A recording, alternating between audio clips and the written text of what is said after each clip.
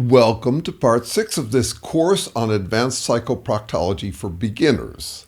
In part 5, I started what I'll round out here today, still talking about psychoproctology's prevention question, how to better nip assholery, or what I'm calling herobotics, robotically playing hero, in the bud. How to keep our natural human universal egotism from getting out of hand the way it has with Trumpism.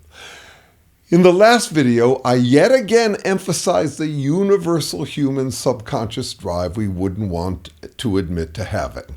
We humans crave affirmation. A lot of it, as much as we can get. You and me too. I know, awkward. We have ways to talk about it, though not directly because it's taboo, which is one of the reasons it would be subconscious. We give it positive names like wanting love, kindness, niceness, honor, respect, dignity, bonding, and connection. We give it negative names like egotism, neediness, arrogance, thirstiness, gloating. But what is it really? It's that language makes us an intensely anxious species. Language exposes us to what-ifs that no other organism can begin to imagine. What if God sends me to hell? What if people laugh at me? What if I have a fatal flaw? What if I die? What if I can't get a job, partner, or home? What if I lose them? What if my kid dies? What if my business fails? What if I had said or done something else? What if I get cancer? You can't think such heart-sinking thoughts without language. Your dog can't think them. Your dog worries. Your dog craves affirmation, but it's different for humans. We're anxious in language, a whole different medium. We're anxious about imaginary things like God's approval. And if you feel your God's approval is not imaginary, no problem. People worry about false God's approvals. We also are anxious that there is no God. A dog's craving for reassurance is innocent and simple to satisfy.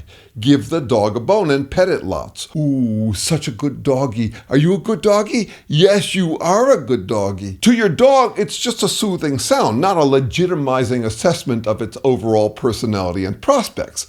Dogs are bred to respond to that kind of affirmation. Your cat has little use for you cooing at it, a fish even less so. Our human need for reassurance is more awkward and embarrassing than a dog's. If someone said to you, "Ooh, such a good human," you'd wonder if they were poking fun at your neediness. You'd wonder if they were exposing you as the needy person you fear you are. We need to not feel needy. Neediness is a subconscious habit, a quest for what I'm calling endorphment, the endorphin pain-killing rush of being endorsed, the stuff that Trumpists and herobots in general are so addicted to that they surrender their minds to deadly brain farts. The question here is how to deal with our universal human neediness, because apparently we don't have a great handle on it yet. Hell, we're barely willing to touch that touchy subject. And now with social media and AI coming online, it's getting way out of hand. I'm not hand-wringing about the immorality of, for example, our mindless social media posturing. I'm not saying a proud moi, I would never post inspirational memes or pictures of my fine dining experiences on Facebook to reassure myself that I'm a fine fellow. No, I'm asking a strategic question, how to exercise and regulate this human universal craving for endorphment. I have a suggestion below, but first I want to run through a little history of social strategies for dealing with it. I'll start with the history of attitudes about masturbation, which is fascinating to me, and not just as a practitioner.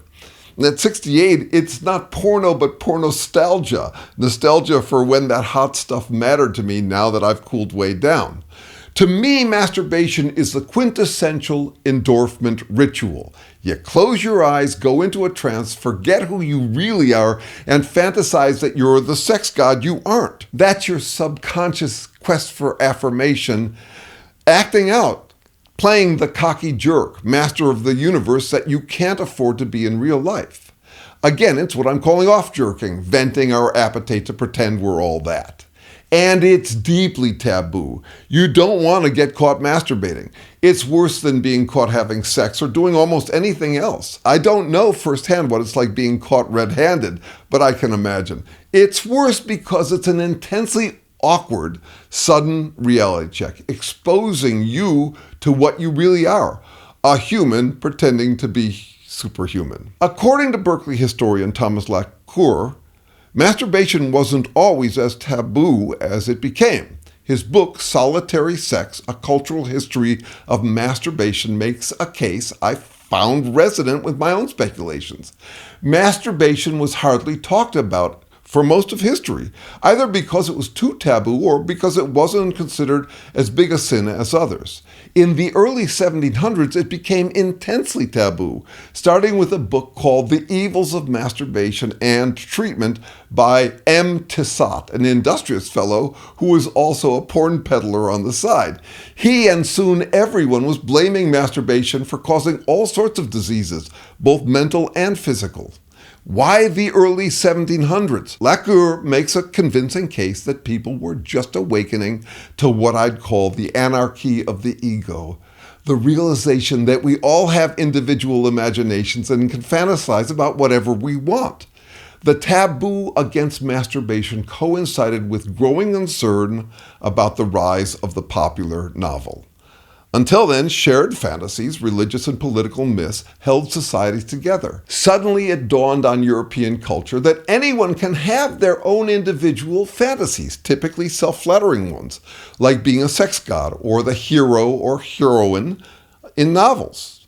This during the Enlightenment, when people were beginning to think outside the box. So coupled with all these new, exciting ideas, you get this anxious intuition that a lot of what's outside the box is self-flattering bullshit. People's subconscious craving for affirmation unleashed upon the world. In a way, concern about the subconscious is as old as the myth of Adam and Eve eating from the tree of knowledge and therefore gaining imaginations, or Socrates trying to figure out what to do about the sophists, or as we call them today, spin doctors. Christianity and Socrates had their solutions to it. Get folks on the same page. For the Christians, that page was a sacred text, the Bible. For Socrates, it was all of us arriving at the same absolute truths through deductive logic, which would moor people to reality instead of to their individual fantasies. Reading Lacour's book inspired me to rewatch a 2002 four-part documentary called The Century of the Self. It helped me corner myself with this fundamental social challenge, how to both exercise and manage all of our subconscious cravings for affirmation. I strongly recommend you see the series. It starts with Freud and his American nephew, Edward Bernays, who is widely considered the father of consumerism as a way to manage our subconscious appetite for affirmation. Freud diagnosed the subconscious as primarily sexual, the libido. I think that's more a symptom than the prime motivator of the subconscious, which again I trace back to the origins of language. Yeah, we all have our libidos. We also have our libigos, the ego gratification we get from sex, love, romance, dating, partnering, and marriage. The documentary traces three ways that societies have tried to manage the anarchy of the ego. The first is to simply kill it, drown it by surrounding and immersing people in some collective absolutist dogma.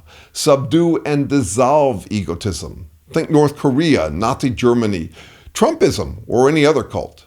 That's not proven a good bet. Such movements start with enthusiasm, people clamoring for some revolutionary dogma. They say they're drawn to the ideas, and maybe some are. I suspect more often it's just discovering a new, exciting vehicle for off-jerking. People might flock for the ideas, but they stay for the gloat and strut of feeling like superheroes. Very much what we're seeing with Trump fanatics. I think of it as seeing the light, spelled L-I-T-E, discovering a new identity that lightens one's load of garden variety human anxiety. But cults don't end up any better than pyramid schemes do. The folks at the top reap all the endorphment at their followers' expenses. Trump fanatics are like folks eager to marry an axe murderer, flattered that the axe murderer doesn't find them inconvenient yet. The second way to try to manage this human craving is what we live in these days, pioneered and promoted by Freud's nephew, Edward Bernays. Humor people channel their appetite for self-soothing self-flattery into consumerism, offer the masses an endless supply of self-flattering products and advertisements.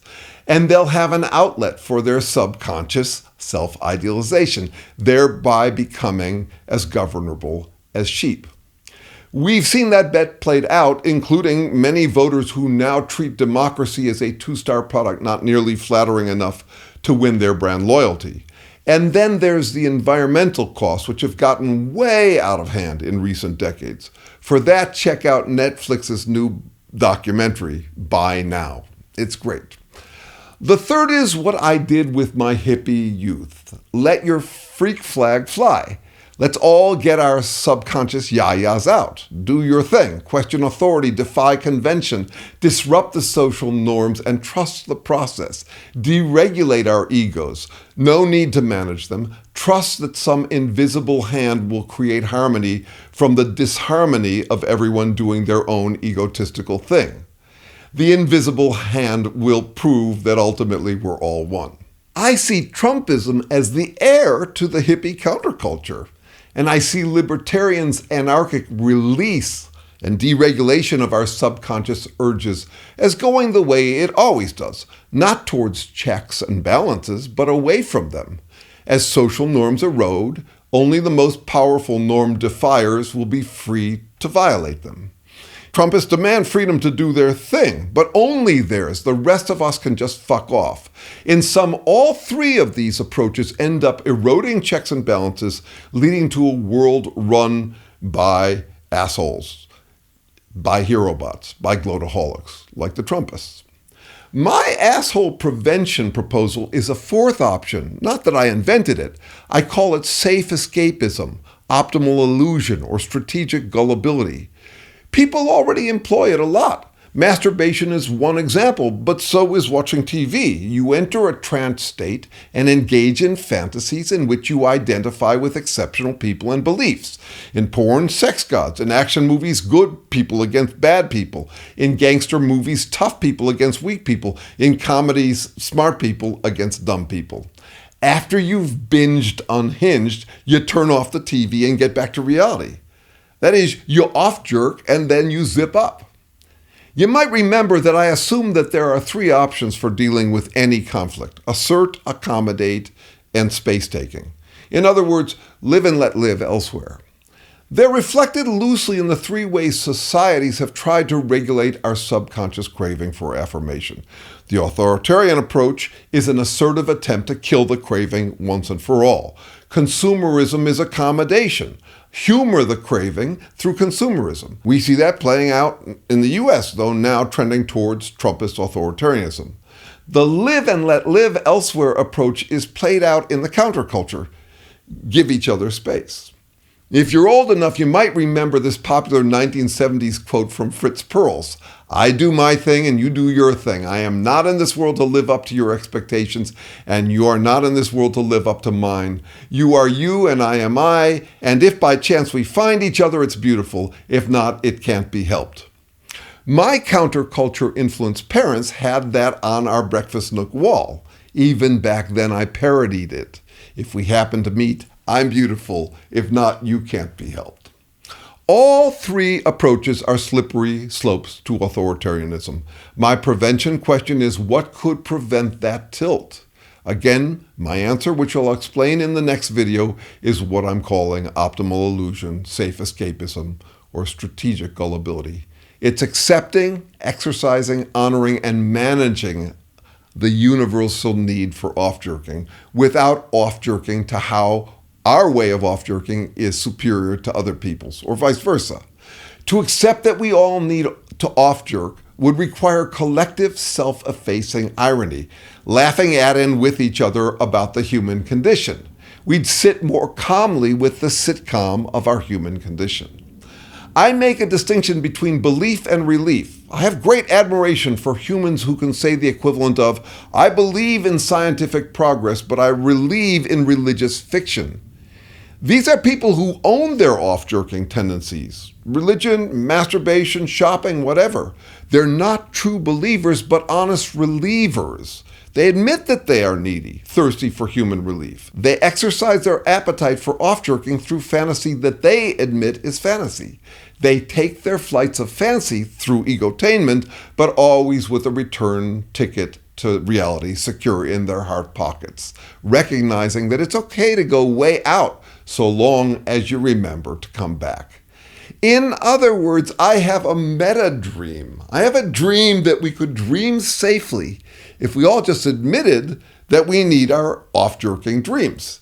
You can say that I'm an egotistical dreamer, but I'm not the only one. I'll flesh out this approach more in the next video, and then after that, informed by the fourth approach to prevention, I'll apply it to treatment. In particular, how to confront, challenge, and disappoint Trumpists and other absolutists, other hero bots, whose escapism isn't safe. It's going to their heads, getting way out of hand with them treating governance like another vanity consumer good. Speaking of treatment, the psychoproctology study group is happening. About 50 have joined. Email me if you want in. One thing we'll be doing is critiquing our real-world experience, challenging hero bots. We'll try to figure out how to make our interventions as effective as possible. And speaking of treatment, if you're at your wit's end or getting there with hero bots at home, work, or elsewhere, that's what I help with one-on-one with clients. Email me if you're interested in that too. The first half hour is free. And I'll see you next time.